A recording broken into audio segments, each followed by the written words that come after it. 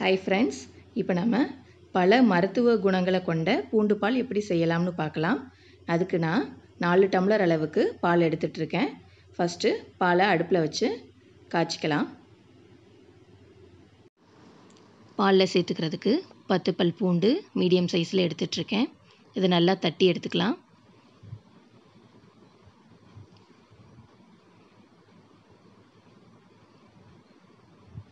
பால் நல்லா கொதிச்சிருச்சு. இப்போ நம்ம இதில் தட்டி வச்சுருக்கிற பூண்டை சேர்த்து வேக வச்சுக்கலாம்.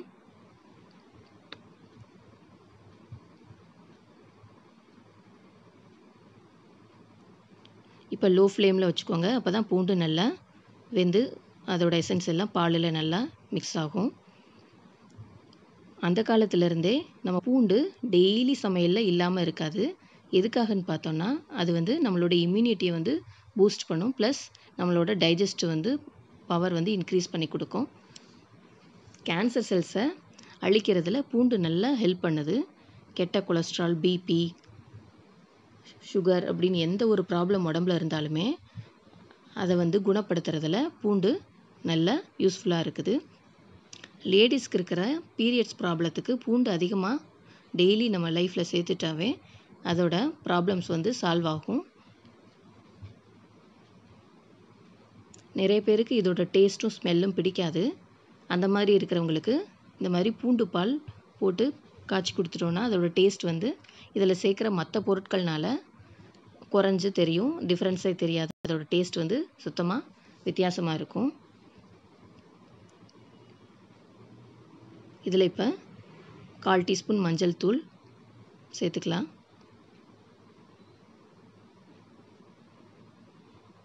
அடுத்து 1/4 டீஸ்பூன் மிளகுத்தூளும் சேர்த்துக்கலாம்.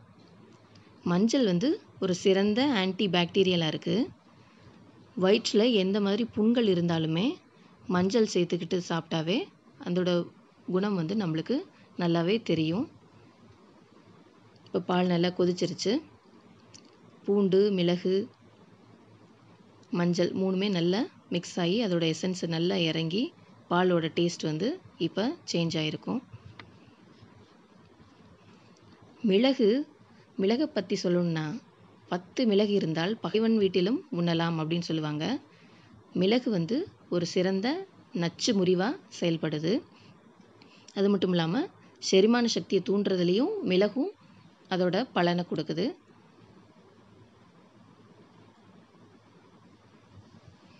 சளி, இருமல் அப்படின்னு இருந்தாவே ஒரு 3 நாள் இந்த பூண்டு பாலை குடித்தாவே நல்ல டிஃப்ரென்ஸ் தெரியும் நம்மளுக்கு.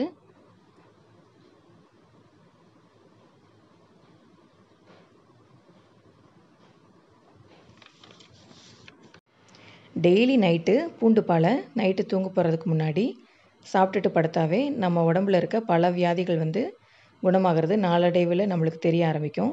இப்போ ஸ்டவ்வை ஆஃப் பண்ணிடலாம். ஆஃப் பண்ண பின்னாடி 4 ஸ்பூன் நாட்டு சர்க்கரை சேர்த்துக்கலாம். பால் அடுப்பில் கொதிச்சிட்ருக்கும்போது நாட்டு சர்க்கரை சேர்க்கக்கூடாது.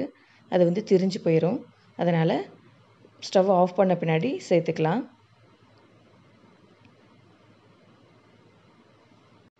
பாத்திரத்தை அடுப்பிலேருந்து இறக்கிட்டு சர்க்கரை நல்லா கரையிறதுக்கு இந்த மாதிரி பண்ணுங்கள். இப்படி பண்ணாவே நல்லா கரைஞ்சிரும். அப்புறம் அதை ஃபில்டர் பண்ணிக்கோங்க.